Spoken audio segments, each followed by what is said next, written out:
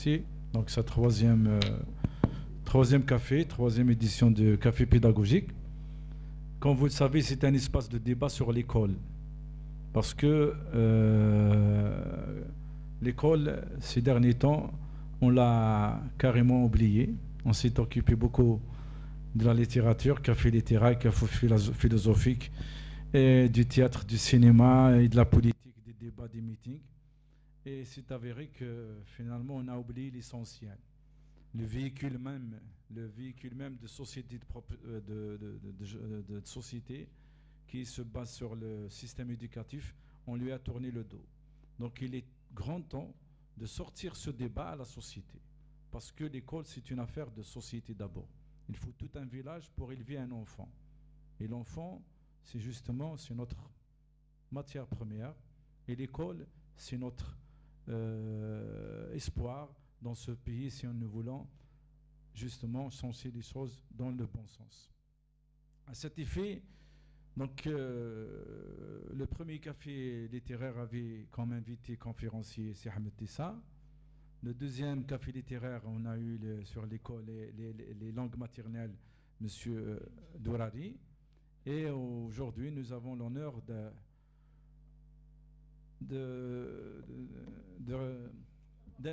d'avoir parmi nous Monsieur Farid Baramdan, le grand Farid Baramdan, parce que on le présente comme conseiller de la ministre. Mais avant d'être conseiller de la ministre, il avait un CV aussi large et étoffé. Donc je vais vous dire juste d'une manière succincte, docteur en sciences du langage, spécialiste en onomastique, c'est-à-dire études des noms propres, ancien professeur de collège et de lycée, professeur des universités, ancien doyen de faculté, directeur de laboratoire de recherche, directeur de recherche associé au CRASC, chef de la division toponyme, expert international en AUFI à l'ONU, ancien membre de la Commission nationale sur la réforme du système éducatif, dite Commission Benzaro que vous connaissez tous, auteur de plusieurs ouvrages sur justement l'école de la pédagogie dans ces domaines, et conseiller actuellement auprès de Madame la ministre de l'Éducation, Madame Benrabrit, chargée du suivi de la réforme, de la réforme scolaire. Voilà, donc sans tarder, on l'a invité, convié à ce café pédagogique pour nous parler sur l'école algérienne, les enjeux de qualité et l'horizon 2030. Quelle direction? Donc, quelle direction avec S? Ce n'est pas une seule direction. Donc, on va parler des directions donc un débat qui va animer notre invité d'honneur, donc Monsieur Farid Ben Ramdan, à qui je donne la parole tout de suite pour le laisser débattre sur cette question. Merci d'être venu à Texaha. Marhaba bik une deuxième fois. Bien sûr, tout le plaisir est pour moi. Zulf Laoun. Messal khair. Khair alaykoum al-afia, comme on dit à l'ouest. Je vous propose aujourd'hui une réflexion sur la problématique de l'école algérienne. M'excusez, je préfère me mettre debout. Tout d'abord, c'est une règle. Comme je suis prof d'université, par respect, on se tient toujours debout devant ses maîtres.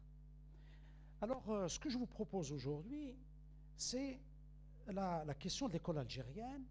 Quelle est sa mission? Quelle est la mission d'une école? Et vous allez vous rendre compte que je fais très attention au concept.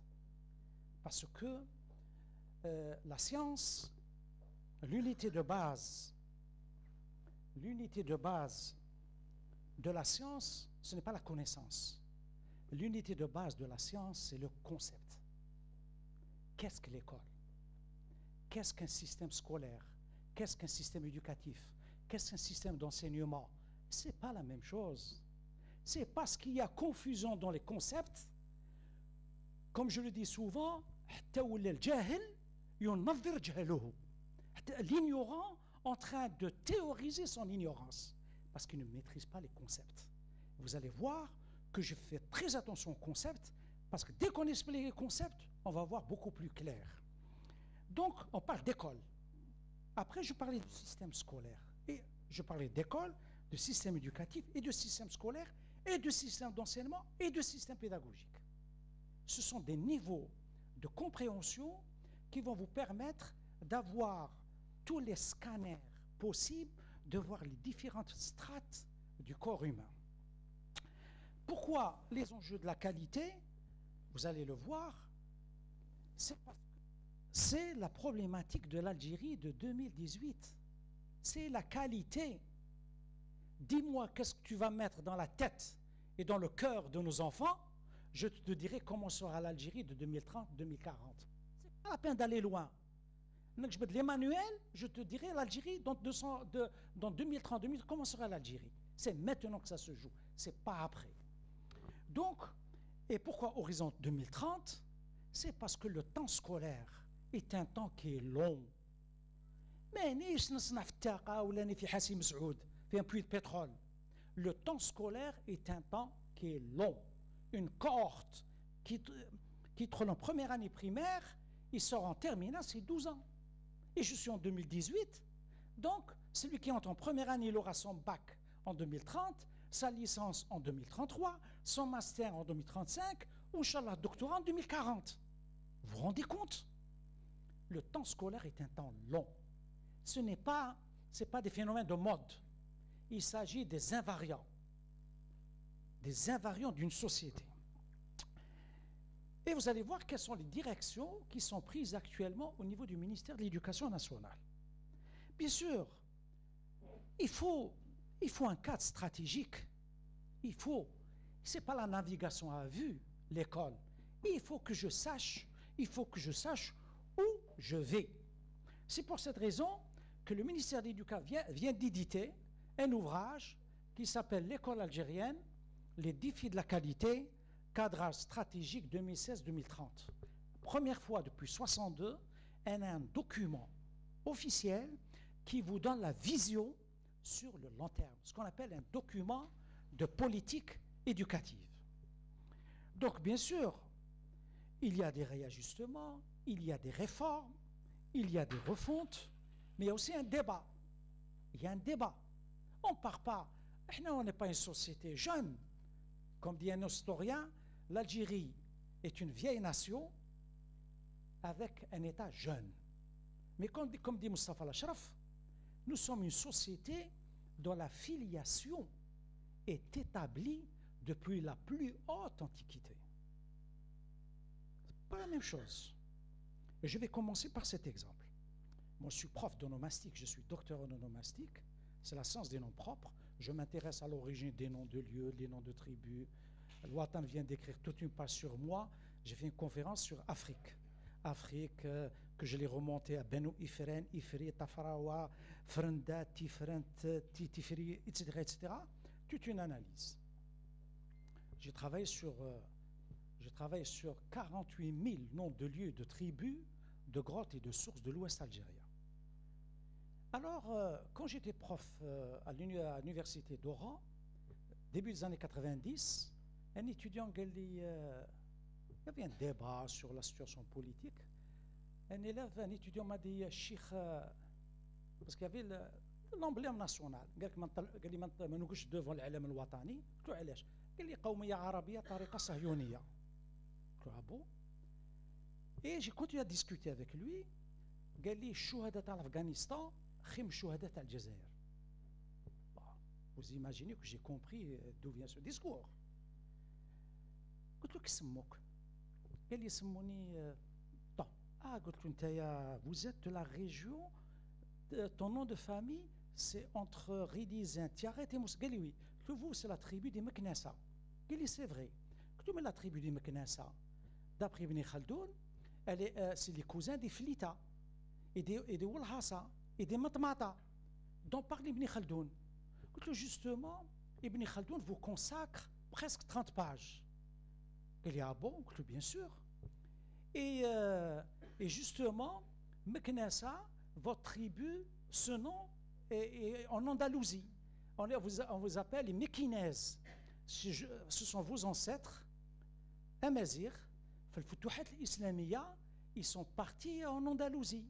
Meknassa, il a été hispanisé en Mékinaise. Guéliaboucle, bien sûr, 10e siècle. Mais les Romains aussi parlent de ta tribu. Ils ont latinisé votre nom, ils les ont appelés les Massinites. قال لي ah bon.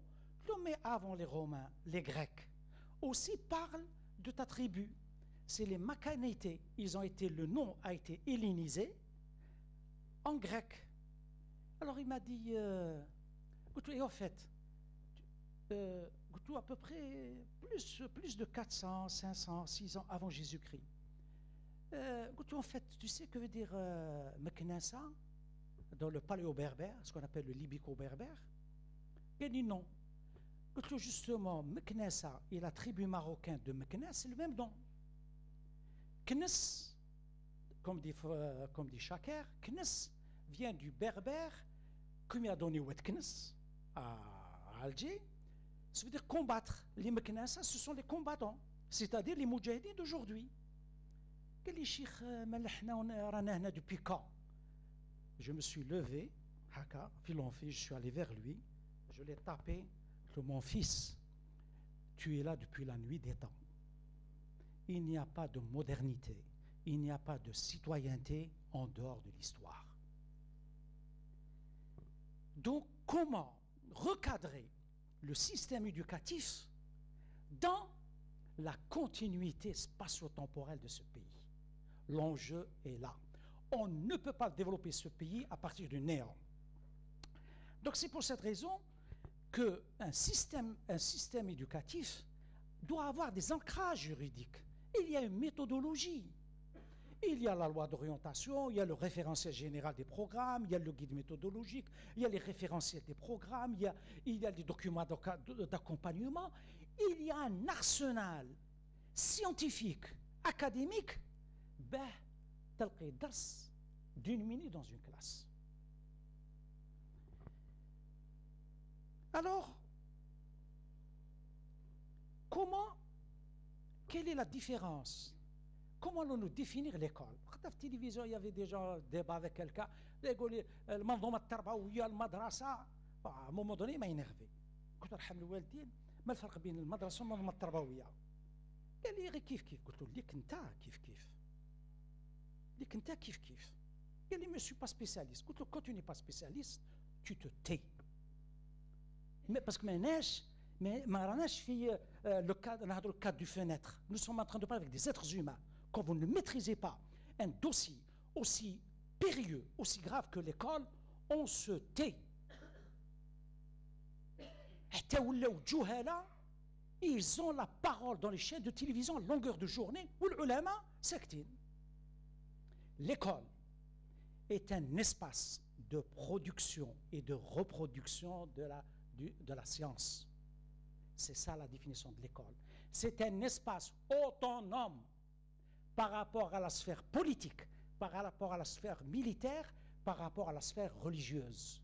هذا لا يعني بلي أنا نقصر من البوليتيك ولا نقصر من الرeligieux ولا نقصر من الميليتير. Non, le pays a besoin d'élites.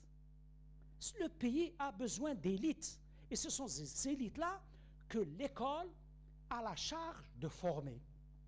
Mais l'école, ce n'est pas un parti politique. L'école, ce n'est pas une mosquée. L'école, ce n'est pas une caserne militaire. Et l'école, ce n'est pas un puits de pétrole. La première mission de l'école, c'est la transmission des valeurs de la société. هذا البلاد خلاها لي ماسينيسا تكفاريناس تنهينا ابن تومرت مسالي الحاج الامير عبد القادر بومدين ايت حمد. Tu l'aimes ou tu l'aimes pas, c'est pas notre problème. Tu assumes l'histoire de ton pays. C'est ça un pays. Les Allemands, ils disent Hitler ou Itana. Tu assumes. Tu dois assumer l'histoire de ton pays, de ta nation.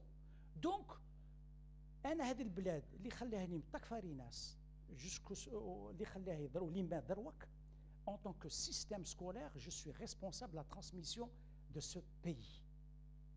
C'est pour cette raison que je dois recadrer. Ça, c'est l'école. C'est un espace autonome par rapport aux autres sphères. Elle a ses propres, elle est un rôle autonome par rapport aux sphères politiques, religieuses, parce qu'elle a ses propres règles de fonctionnement. Elle a ses règles de fonctionnement en tant qu'école, en tant qu'espace de production, de reproduction du savoir. Le système éducatif, ou là, le système scolaire, c'est toutes les formes que doit prendre l'organisation en fonction du temps et de l'espace. Depuis 4 siècles, 5 siècles, depuis la Sorbonne, donc l'école au sens d'universitas, université, elle s'est autonomisée par rapport à la sphère religieuse, elle a créé ses propres mécanismes. Mais ça, c'est la mission régalienne de l'école. Mais l'école doit s'adapter, doit changer, doit évoluer. Et c'est pour cette raison on parle de al-manzoumat tarbawiya. Il y a le contenant et il y a le contenu. Le contenant, c'est les missions régaliennes de l'école. Et les contenus qui doivent changer en fonction du temps, ce qu'on appelle le système éducatif.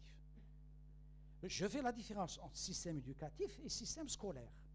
Le système éducatif, c'est quoi le système? Quel فرق بين المنظومة التربوية والمنظومة المدرسية? Le système éducatif, c'est toutes les valeurs que produit une société. On a des valeurs algériennes. Toutes ces valeurs, on les rassemble et donne le système éducatif. Comment on élève nos enfants, on éduque nos enfants dans des valeurs locales. Ça, c'est le système éducatif. Les valeurs, ils sont partagés par plusieurs structures sociales, au sens sociologique du terme. La famille, la mosquée, la télévision, la radio, la presse, la religion, les traditions. Tout ça forme le système éducatif. Mais le système scolaire, il partage les valeurs avec les valeurs de la société. Mais quelle est la mission première du système scolaire? Quelle est sa mission première? La mission première d'un système scolaire, c'est la pensée scientifique. Et quelle est la première valeur de la pensée scientifique? C'est la rationalité. C'est ça un système scolaire. Ce n'est pas une garderie. La Corée du Sud est devenue une puissance mondiale, économique, technologique, parce que toute la population est titulaire d'un baccalauréat. Imaginez le désert, Kimarahi est titulaire d'un baccalauréat. Le niveau de qualification de la population, c'est normal, et je m'en fous que tu sois de droite ou de gauche. C'est pas mon problème. Moi, je te prends et j'élève ton niveau. J'ai la responsabilité d'une nation. Donc, je pars d'une population. Je ne pars pas d'une fraction. D'autant plus que je suis dans un pays quand même qui est le plus grand pays d'Afrique, du monde arabe et du bassin méditerranéen. Et c'est un sous-continent. Ou bien, on est à la hauteur de la vastitude de ce pays où l'enqzmha على حساب الثقافة تاعي وعلى حساب المنطقة تاعي وعلى حساب العرش تاعي وعلى حساب الدوار تاعي وعلى حساب القبيلة ديالي. C'est pas possible. Pourquoi je parle comme ça? Parce que quand même, je suis au ministère de l'Éducation nationale. Ma vision n'est pas une vision nationaliste, une vision nationale. Moi, j'ai une vision nationalitaire.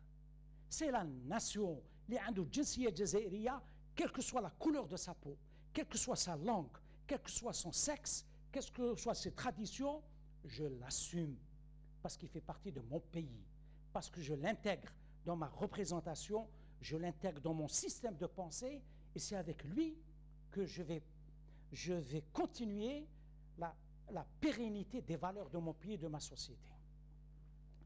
Qu'est-ce qui se passe actuellement dans l'école algérienne? L'école algérienne est en train de passer par une phase, si vous voulez, structurelle importante. Que disent les experts internationaux et nationaux sur le système scolaire algérien? Qu'est-ce qu'il dit? Ça, c'est le rapporteur de l'ONU. Il est sur Internet, vous pouvez le lire. Qu'est-ce qu'il va dire? Il va dire l'Algérie sort d'une grande frustration historique. C'est quoi ça dit frustration historique? C'est-à-dire que la population scolarisée en 62 était de 3%, en intégrant les enfants des familles européennes. Le taux de scolarisation des filles était de 0,03. Le taux de scolarisation des filles, maintenant, en Égypte, ne dépasse pas 21%. le taux de scolarisation des enfants au Maroc dès l'âge de 6 ans, il ne dépasse pas 60%.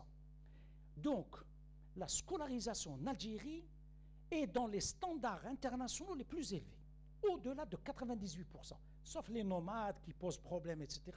Mais en termes de scolarisation, vous pouvez dire ce que vous voulez dire sur l'Algérie, 62, les ministres, les Lidja, les Medjesh, mais quand même, l'école est au cœur du projet et du rêve de nos chouhada et de nos moudjahidis. Ça, si on lâche l'école publique, l'Algérie rate. C'est ce que certains sont en train de le faire maintenant, et je vais vous le prouver avec des chiffres et des statistiques. L'école, c'est le passé et l'avenir de ce pays. Donc, le taux, c'est pas moi qui dis, le taux de scolarisation sont excellents. L'éducation est gratuite à tous les niveaux. La parité garçon-fille est garantie. Au contraire, les filles à l'université représentent 64%. Il y a un problème actuellement, surtout pour le moyen. On peut dire que ce plan quantitatif, l'école algérienne est une réussite. Qui est la qualité, on n'est pas outillé. Parce que les instruments de la quantité, tu choses. Taux de scolarisation, taux de construction, taux de classe, nombre d'élèves par classe, ça c'est des chiffres. Mais un élève, il a le bac. Un élève, il est en 5e année primaire. Un élève BM, il a un 14 en mathématiques. Quelle est la valeur scientifique réelle des compétences de cet élève en mathématiques par rapport à des standards internationaux? C'est ça la question. Quand on est passé à la quantité, à la qualité, c'est et depuis Mme Ben Ghabret au ministère, c'est notre bataille. Parce que quand vous parlez de la qualité, vous parlez de qui? Vous parlez du sujet algérien. Sujet, je. Il y a l'objet et le sujet. Là, on parle de sujet, du sujet historique. Le je. Ce je, c'est qui? Minjay. Toute la problématique est le problème du je, du sujet historique. Donc, c'est pour cette raison, tous disent le défi maintenant, c'est le défi de la qualité. Donc, quelle est la mission de l'école? Actuellement, c'est l'amélioration qualitative de la performance du système scolaire algérien. C'est ça.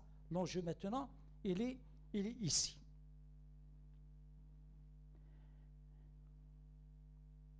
Alors, et depuis particulièrement 2014, 2015, il y a eu une grande rencontre internationale très connue qui s'appelle le Forum mondial sur l'éducation qui s'est tenu en Corée du Sud. Qu'est-ce qu'il dit? Il dit qu'il faut recentrer tous les systèmes scolaires du monde sur la qualité de l'éducation et de l'apprentissage. Il ne suffit plus d'assurer la scolarisation, comme c'est dit dans certains textes officiels, l'État doit assurer la scolarisation. Ça ne suffit plus. L'État doit assurer la réussite. Ce sont deux choses différentes. Assurer la scolarisation est une chose, et assurer la réussite, c'est autre chose.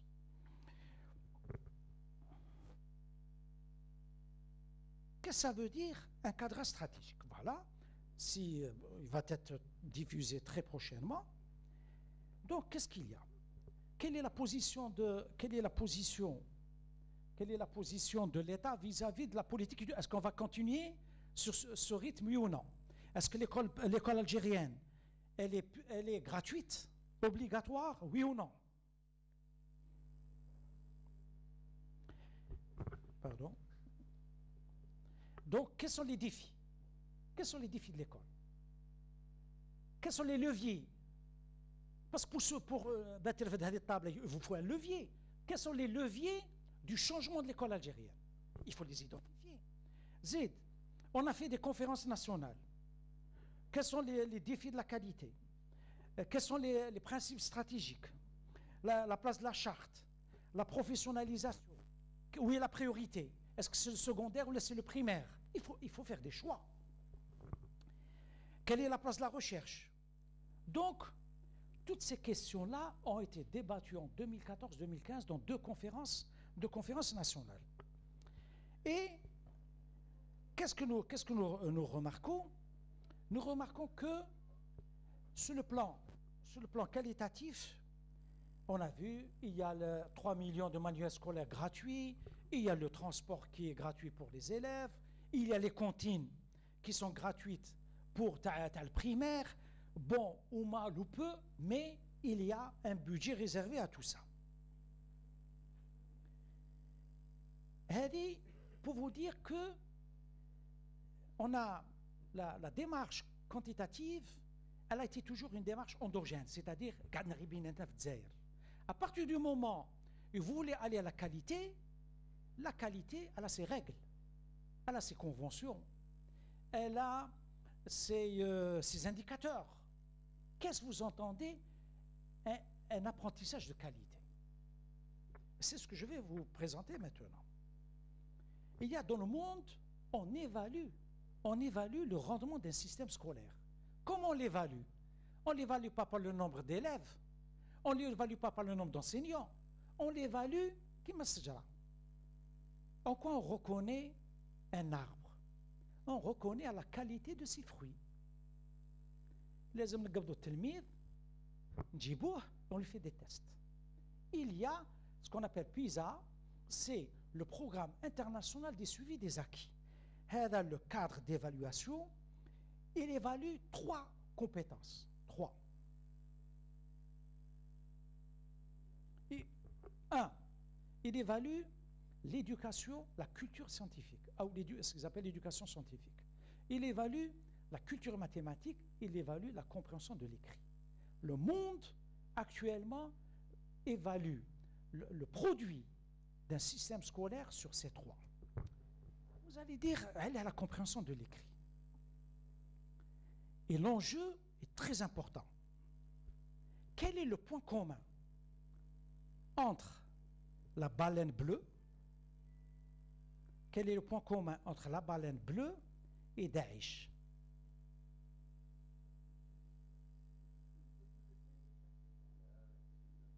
La question, elle est là.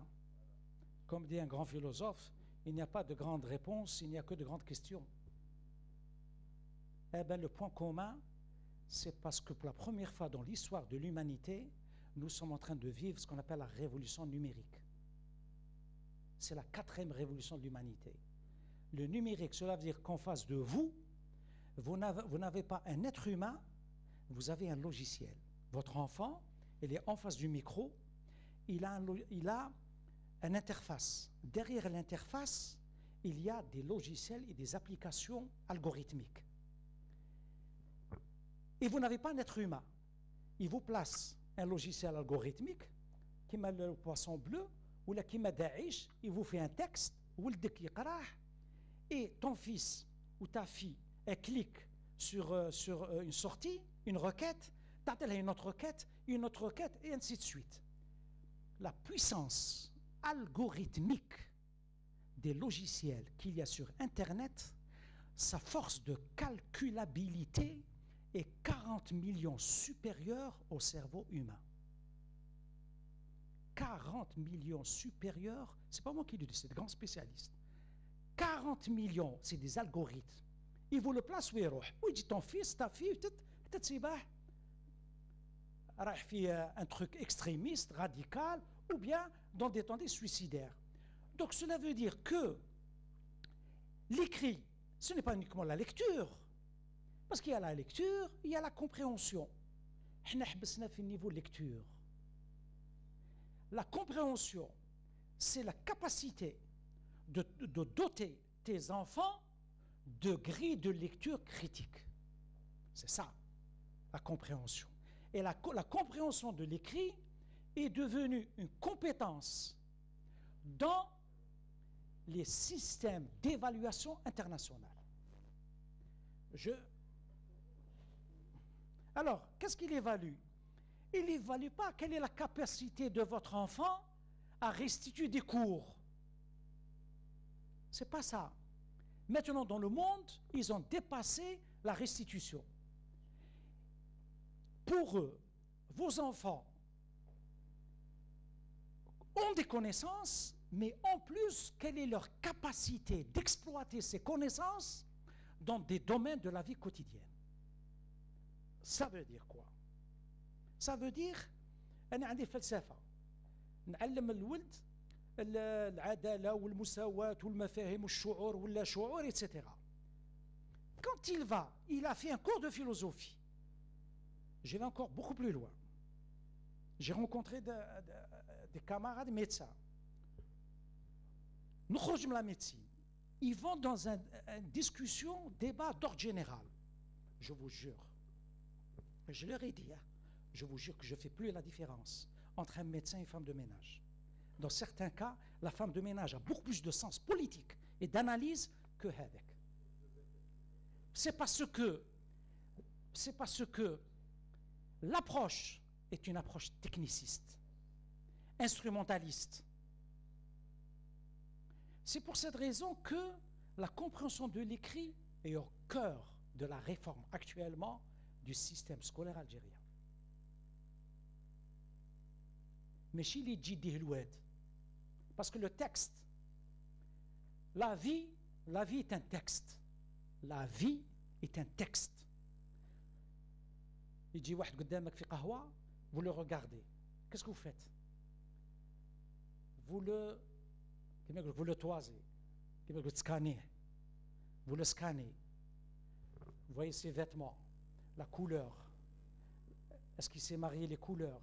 Ses souliers, cirés, pas cirés. Qui fait chigoud? Comment il appelle le serveur? Comment il boit son café? Bchouia, ou il sirote, ou il est avec le journal. Qu'est-ce que vous faites? Vous le décomposez. Vous êtes en train de le décomposer comme vous décomposez un texte. En paragraphe, en partie sous partie. Ensuite, vous le recomposez individuellement et vous lui donnez un sens. Ça doit être nesmleh.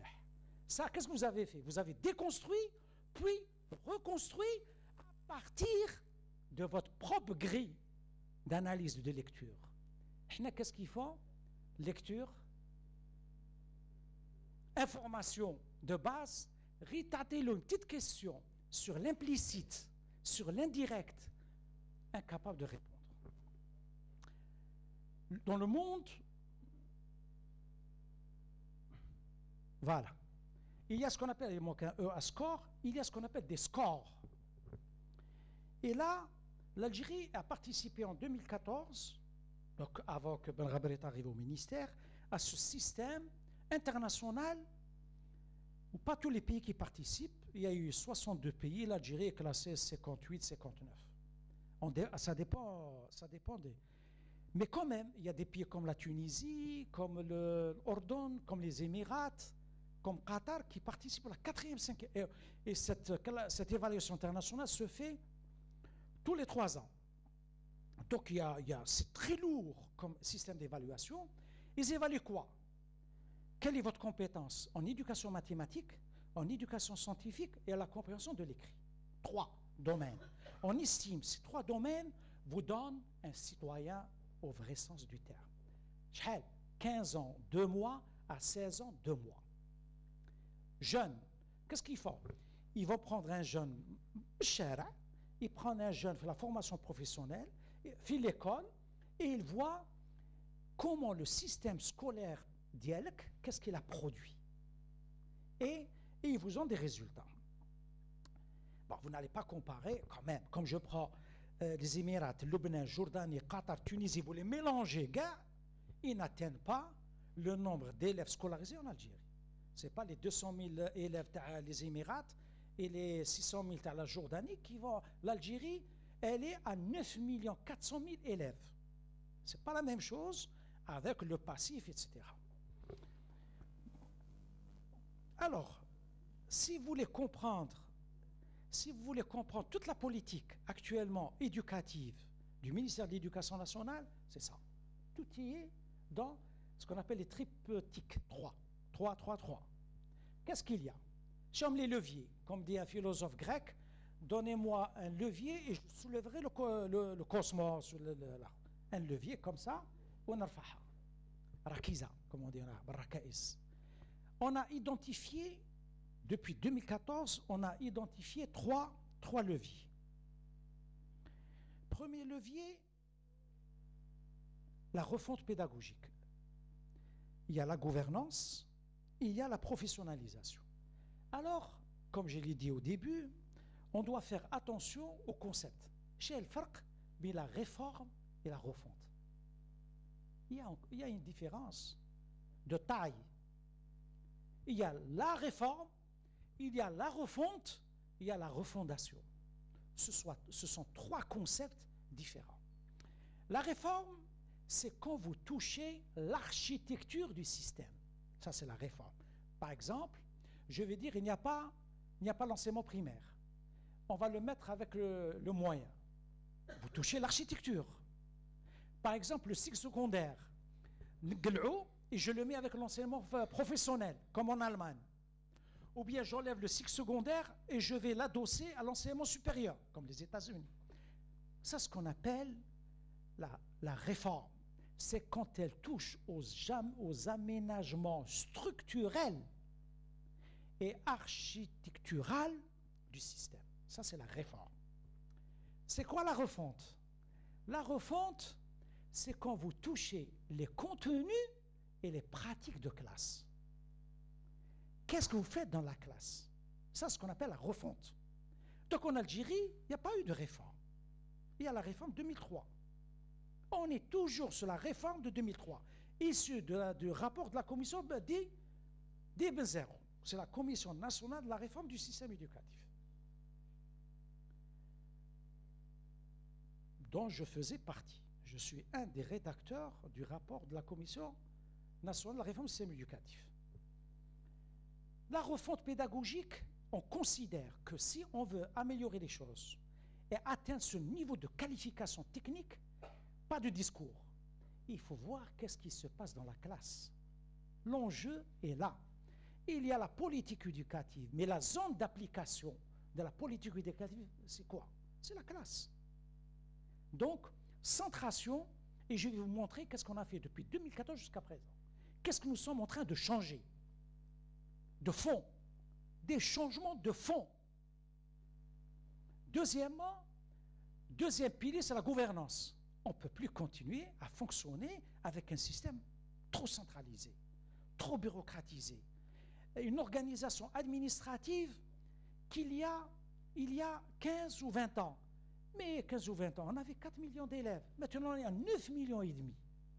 Donc, on passe notre temps à faire les sapeurs-pompiers. Donc, gouvernance avec des dispositifs réglementaires, avec des implications, avec un management, avec ce qu'on appelle des processus de responsabilisation, donner plus de responsabilité au conseil de classe, aux enseignants, donner plus d'autorité au chef d'établissement, mais aussi l'obligation de résultat. L'obligation, on ne peut pas fonctionner. Vous avez, n'attendez qu'un établissement, il était à 40%. N'attendez qu'un établissement, il était à 80% de réussite au bac. Je te le donne, en 2 ans, tu les descends à 40%. Donc, ce qu'on appelle effet chef d'établissement. L'équipe n'a pas changé, les élèves n'ont pas changé, les parents n'ont pas changé, le chef d'établissement a changé. Donc, il y a ce qu'on appelle la gouvernance. Ça aussi, il est évalué à l'échelle internationale. Si un établissement obtient de bons résultats, c'est parce qu'il y a un bon pilotage. Et ça aussi, il est catégorisé, il a des indicateurs. Troisième levier, c'est la professionnalisation. Sortir, pas du bricolage, entre guillemets, parce que la pédagogie actuellement exige un degré de scientificité, un degré de technicité que vous ne pouvez pas imaginer actuellement. Vous ne pouvez pas imaginer. Pour faire rire, pour rédiger un programme, qu'est-ce qu'il ne faut pas faire? Ce n'est pas n'importe qui. Ça, ce qu'on appelle les 3 leviers. Ensuite, il te faut des concepts, c'est-à-dire des dispositifs mentaux pour que les gens comprennent. Qu'est-ce qu'on veut? Le concept d'équité. On veut améliorer la prestation qualitative du système scolaire algérien. Ça, on le veut. Mais attention, il ne faut pas laisser des enfants sur le carreau. L'INSAF, Ça, les Algériens, on tient beaucoup à cette question de justice sociale. Certains pensent, en allant vers la qualité, on est obligé de se délaisser des gens qui ne sont pas performants. Ça, c'est une approche élitiste. Moi, quand j'étais au collège, au lycée dans les années 70, dans ma classe, il y avait 4-5. 4-5. On peut le faire maintenant, comme la Tunisie. Le taux de réussite en Tunisie, le baccalauréat, il est de 30%. On peut le faire. Ça ne nous intéresse pas parce qu'on va créer une école à plusieurs vitesses.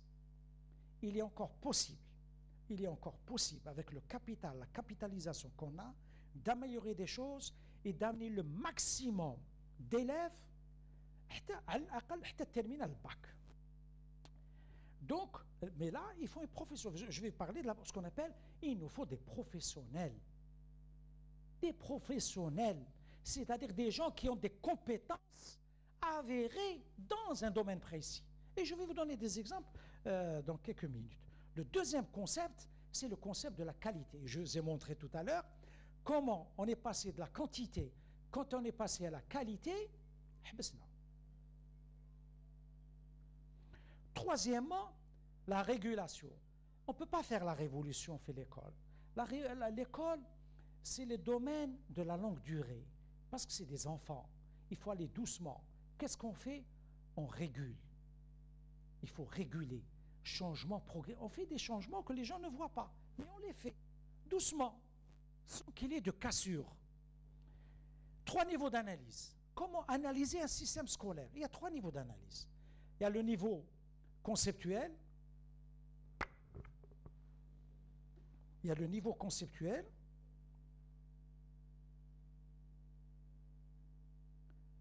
C'est-à-dire les grands textes qui structurent la politique éducative. Depuis tout à l'heure, je suis à un niveau conceptuel.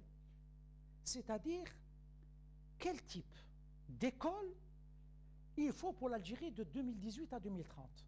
Je suis en train de réfléchir.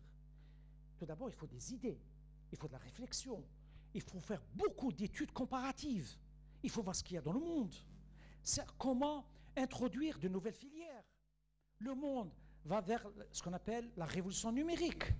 Il y a la génétique, il y a les nanotechnologies, il y a le génie automobile. Comme il y a de milliers de pièces dans une voiture, on est obligé d'être accroché à ce qui se passe dans le monde. Mais pour ça, il faut lire, il faut travailler. Mais c'est comme certains qui disent que pour créer l'académie, pour essayer de standardiser les choses, ils disent il faut نكتبوا caractère arabe. هذا le il مجهول. Je préfère dire je. Si tu as travaillé, si tu as lu des textes de l'Antiquité, du Moyen-Âge sur Tamazight, روح dire كيما درنا حنا, travaille sur Tamazight. Depuis la nuit des temps, écrit en arabe, écrit en caractère latin, écrit en chinois, écrit comme tu veux, je m'en fous. L'essentiel est que tu produises. Les gens ne produisent pas, les gens ne lisent pas, les gens ne travaillent pas, et ils portent des jugements de valeur. Parce que c'est facile. كما يقولوا عندنا في الغرب الهضره تتباع في السوق. الهضره اللي يبغي يروح السوق يهضر. Mais travailler, rester des heures et des heures jusqu'à le genou تاعك soit bloqué حتى يدوك عند traumatologue, ça c'est pas donné à n'importe qui. Donc ça c'est le niveau conceptuel. C'est-à-dire qu'est-ce qu'on met dans la tête, dans le cœur de nos enfants. À l'avance, tout ça il faut le penser. Deuxième niveau d'analyse, le niveau fonctionnel. هذو الأفكار. Comment il faut installer? Comment il faut installer هذه الأفكار? أنا إبراهيم تزغرت, on l'a invité. جبناه منا أروح معنا في l'éducation. قلنا لهم besoin de toi. جبنا des écrivains, Sari, Mohamed, Kautar, etc. On les a ramenés. قلنا لهم mais quand même, dans les livres de lecture en Algérie, le grand absent, c'est les auteurs algériens. Ils représentent 2%. Comme je l'ai dit, je me sens coopérant étranger dans mon propre pays. 2%. C'est un séminaire organisé à Al-Harraj en octobre 2014, quand on a découvert ça. L'Ouazira, qu'est-ce qu'elle a fait? Sur le coup, je ne veux rien savoir. Les manuels, je veux 80% d'auteurs algériens. 2% d'auteurs algériens. 8%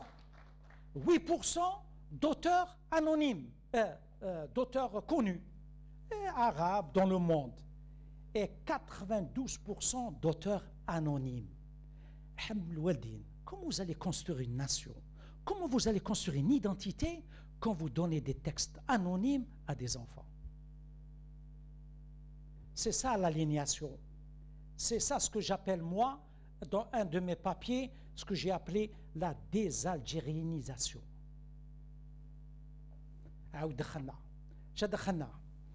دخلنا مولود مامري مولود فيراون فرانس فانون سي محمد وحند ابراهيم تازاغارت مزداد تاع تفياش تاع غردايه. Il fallait attendre 2017 pour que dans les livres de langue française, les manuels de langue française de 3e année primaire et 4e année primaire, depuis 62, les personnages, les manuels, comment ils s'appellent? Massinissa, Tanina, Idir, Kahina. Il faut le faire. Et on l'a fait, et c'est sous la direction de Madame Benrabarit. Vous l'aimez, vous ne l'aimez pas, l'histoire est là. Prenez tous les manuels depuis 62 et je vous défie de trouver l'onomastique, les noms propres, berbère et mésir dans les manuels scolaires. 3e, fonctionnel, comment ça fonctionne? Il faut des programmes, il faut des manuels, il faut des supports, il faut un système d'évaluation, il faut former les cadres, il faut des guides méthodologiques. L'aspect fonctionnel, comment ça doit fonctionner? Tout ça, il faut le faire. Ensuite, vous avez le niveau opérationnel. On donne des instructions, mais au niveau de la classe, ça n'arrive pas. Il faut que ça arrive jusqu'à la classe. Dans la classe, que vais-je dire? Yanaïr. Avant l'officier de Yanaïr, on a rédigé en janvier 2016 une note méthodologique envoyée dans tous les établissements d'Algérie. Avant la constitutionnalisation, Yanaïr, c'est un rapport à la terre. C'est un rapport au terroir. C'est comment une société, dans les moments difficiles, l'esprit collectif, le matmoura, la répartition, la solidarité, la terre le rapport à la terre nourricière, note méthodologique. Tous les établissements d'Algérie doivent fêter Yanaïr. Ça, on l'a fait dans une note méthodologique envoyée. Le succès nous a dépassés. Comment la société, comment les élèves se sont appropriés Yanaïr, on s'est étonné. Vraiment, c'est dire qu'on a touché la sensibilité. Un système scolaire, il ne travaille pas à partir du vide. Il travaille à partir d'une matrice. Une matrice ethno-linguistique. Pas à partir du vide. Donc, et ensuite, 3 autres niveaux d'intervention pédagogique.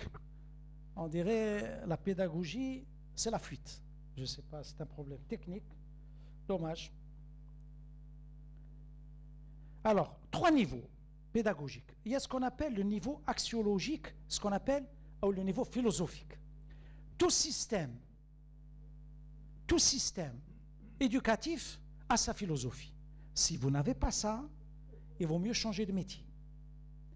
C'est quoi? Quelles sont les valeurs de ta société? Donc, nous, qu'est-ce qu'on a dit? On a dit valeurs algériennes.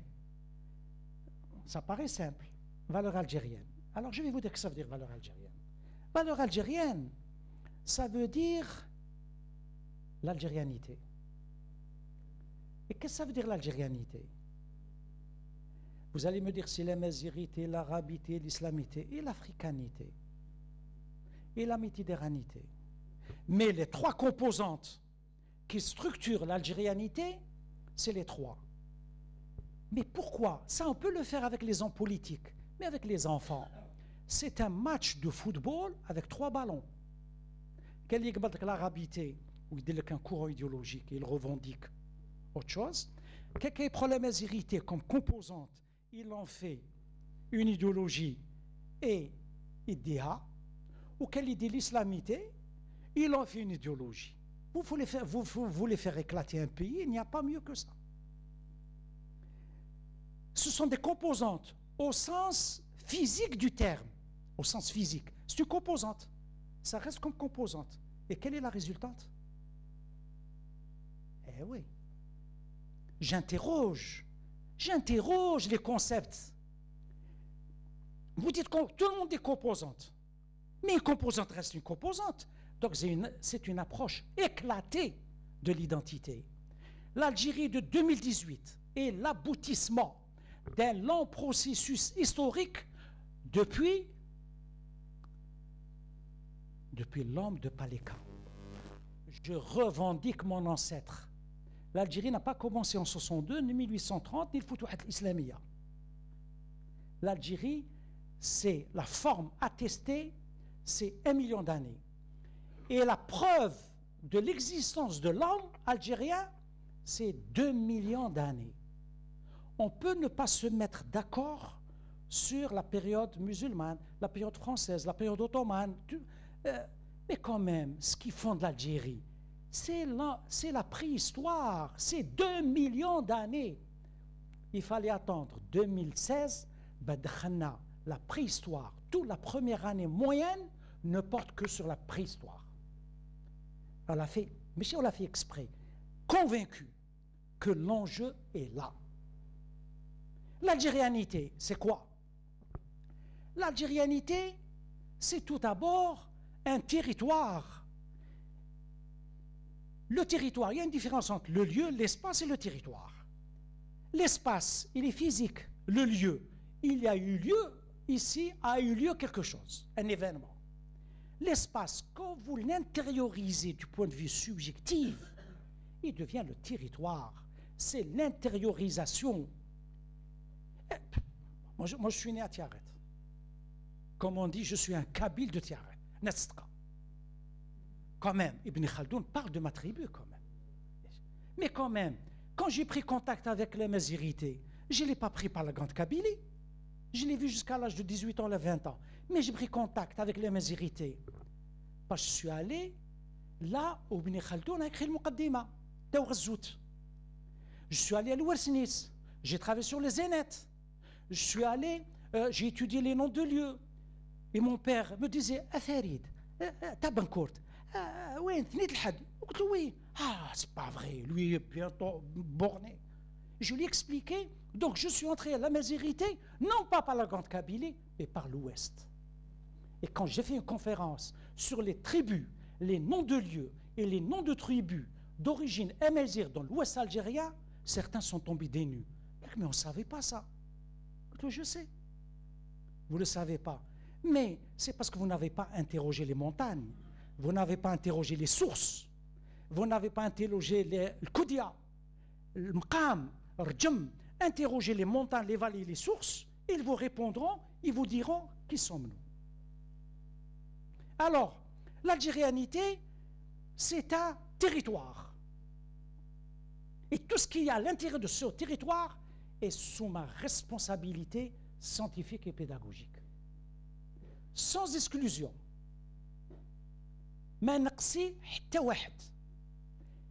C'est un grand pays avec une pluralité linguistique, une pluralité culturelle, pluriculturelle. J'assume la pluralité de ce pays parce que c'est un grand pays. Et je tiens à ce qu'il soit, à ce que je m'angoisse, parce que quand je connais l'histoire de ce pays, quand je connais l'histoire de ses populations, quand je connais le sacrifice, le rapport à la terre, le rapport à l'eau, le rapport à l'espace, j'ai le souci de transmettre tout ça, de les formaliser et de transmettre tout ça à l'école. C'est ça ce qu'on appelle les valeurs algériennes. Et je ne suis pas responsable d'autres pays. السعوديه عندها الرجال تاعها النساء تاعها. الاخرين عندهم، وانا عندي رجال ونساء توعي وعندي تاريخ وعندي نساء دو مون هيستوار. Pourquoi? Parce que la filiation, قطعونا la filiation. يقطعوك la filiation de l'histoire, يقطعوك la filiation de la généalogie. Quand on vous coupe la filiation, tout type de filiation, on va واحد يهضر لك على الأمة، واحد يقول لك على العالم. Donc, quand on vous coupe la filiation, on vous installe dans des mythes. Et vous installez dans les mythes, حتى تسيب واحد يقول لك الشهداء تاع أفغانستان خير من الشهداء تاع الجزائر. Troisième, cinquième année primaire. Il y a de cela en 2002-2003. كتاب تاع التربية الإسلامية. قال رسول الله صلى الله عليه وسلم إن أبواب الجنة تحت ظلال السيوف. Ma fille était en 5e année primaire ou la 4e année, je suis tombé des nues. إن أبواب الجنة تحت ظلال السيوف. Depuis 2014, on a pris la décision. C'est l'islam maghrébin. L'islam maghrébin, c'est quoi? C'est Sophia ou Zawaya. Patrimoine spirituel, depuis 2014 et dans les programmes algériens. Celui qui veut chercher des origines et des référents, il n'a qu'à aller ailleurs. Les langages fondamentaux, c'est ce qu'on appelle, c'est les langages, les mathématiques, c'est un langage fondamental. Et les langues, l'arabiya, tamazight, le français, ce qu'on appelle les langages fondamentaux. Voilà, vous avez ce qu'on appelle le niveau épistémologique et méthodologique, les standards internationaux. L'épistémologie, la physique, c'est la physique. La chimie, c'est la chimie. Qu'est-ce que vous allez inventer? Qu'est-ce que vous allez inventer? Ou bien, vous avez les prérequis, ou bien vous ne les avez pas. Il a عندك فوت الجامعة ما عندكش عاود ترجع قرا. On a créé une absurdité mondiale chez nous qu'on appelle Ataba. La première bataille qu'on a menée depuis 2014, c'est la bataille de l'Ataba. Qu'est-ce que ça veut dire l'Ataba? Je veux dire que ça veut dire l'Ataba. L'Ataba veut dire la chute de savoir structurant chez nos enfants. نقصلهم في les probabilités, نقصلهم في les intégrales, les ondes et les oscillations.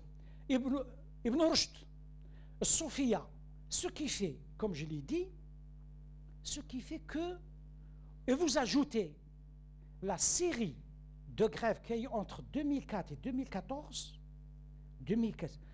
vous me dites problème socio-professionnel, vous dites problème régional, problème politique. Moi, en tant que pédagogue, ce n'est pas mon problème. Moi, je te parle en tant que pédagogue. L'enfant, dans le monde entier, il a au minimum 36 semaines d'enseignement. Sans les 4 semaines, sans d'évaluation, c'est-à-dire 40 semaines. Qatar, 44 semaines. La Corée du Sud, 48 semaines. Mexique, 46 semaines. Tunis, 40 semaines.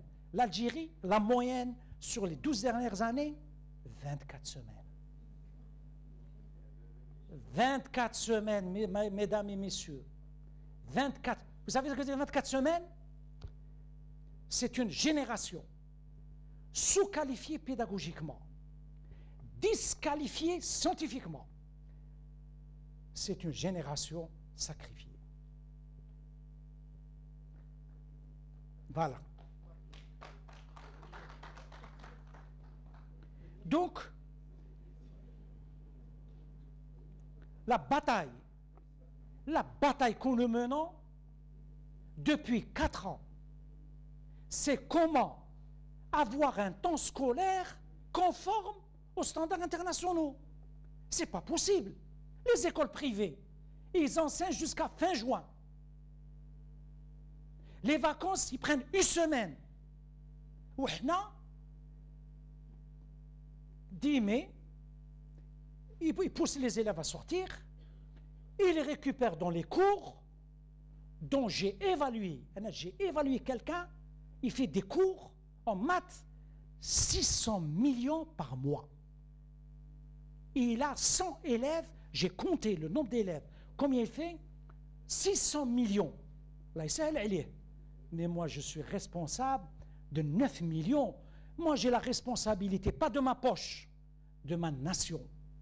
Chacun a ses ambitions, chacun a ses aspirations, mais chacun a aussi sa vérité.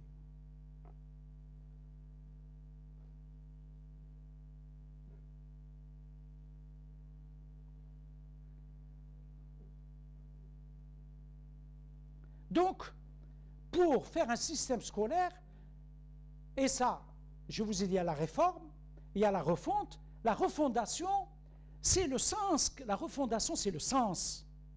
Il faut donner un sens à l'école. Où est-ce qu'on va? Donc, quel sens on a? Regardez, je suis en train de vous parler. Takfarinas, Ibn Khaldoun, je cite, je suis en train de parler de ma société. Comment je vais formaliser tout ça et le donner à nos enfants? Mais quand même, est-ce une nation? Et le sens, je vous ai parlé de territoire. Je suis expert auprès de l'ONU. Je suis parti à l'ONU en tant qu'expert. Donc, je commençais à parler des noms de lieux, de tribus, le sud, la cartographie, les noms de lieux, comment il faut les écrire, etc. Et les aspects ont toujours avec la sécurité territoriale. Sur la notion d'espace, de territoire, ou Al-Qaïda, ou Daesh, il y avait quelqu'un, un expert étranger avec moi. Vous savez ce qu'il m'a dit? Il dit, l'Algérie, etc. Il s'est tu. Il m'a dit une phrase que je n'ai jamais oubliée. Et certainement, vous aussi, vous n'allez pas l'oublier. Il m'a dit, monsieur, vous avez un pays trop grand pour vous. C'est-à-dire, j'ai compris, mais ce pays, il veut le fractionner. Ce pays, il veut le kurdiser, comme l'Akrad. Ils veulent une kurdisation de l'Algérie. J'ai assisté à des réunions à très haut niveau à l'étranger ou des associations étrangères, où il y a des Algériens dans des associations installées à l'étranger et des associations de pays étrangers qui vous posent des questions sur combien vous avez de femmes émazighes dans les assemblées nationales, combien vous avez d'émazighes dans la fonction publique. Mais monsieur, qu'est-ce que ça veut dire ça? Vous savez ce que vous dites? On n'est pas une mosaïque. On n'est pas une mosaïque, nous sommes une nation. Ils veulent ethniciser l'Algérie. Ils veulent faire éclater l'Algérie. Ça, je l'ai compris. Et vous parlez à un spécialiste de l'espace et du territoire. Donc c'est pour ça, recadrer sur l'algérianité, recadrer sur la géographie, recadrer sur l'histoire de ce pays et sa préhistoire. L'avenir se joue ici.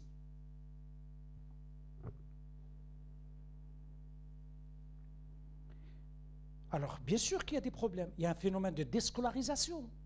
Les enfants, le moyen, ils quittent les bancs de l'école avant l'âge de 16 ans. On atteint des scores de 25-30% dans certains wilayas. Ce n'est pas normal. Avant l'âge de 16 ans. C'est-à-dire, pour avoir une éducation de base, c'est à l'aqal 9 ans d'enseignement. Nous avons le taux d'échec en première année moyenne, en première année secondaire, ce qu'on appelle les passerelles. On ne les assure pas. Et il y a la faiblesse du rendement. On est autour de 50% dans le baccalauréat. Il faut planifier la réussite. Mais pas la réussite populiste. La réussite à partir des standards internationaux. C'est ce que nous sommes en train de faire actuellement. Je ne vous cache pas, la ministre l'a dit, mon rêve, c'est de placer l'Algérie dans les standards internationaux. Qui te dit le bac, tu te dis le bac, qui me dit le bac, باش ليرمو. ماشي تاع الباك ما يديروا لك un nivellement. C'est ça. Donc, il faut qu'il y ait des hommes et des femmes d'alerte. Et vous voyez des gens dire des conneries, des âneries à la télévision, les gens ne réagissent pas. Il faut des hommes et des femmes d'alerte. Il faut qu'ils alertent. Et deuxièmement, ce qu'on appelle le capital humain. tous les rapports internationaux vous parlent de ce qu'on appelle du capital humain. J'ai compris, j'ai trop parlé. Hein? Je vais vous laisser comme ça. Il vaut mieux que je vous donne la parole. Et si vous avez des questions, je répondrai avec beaucoup de plaisir. Merci. Merci beaucoup. Donc, comme c'est un espace débat,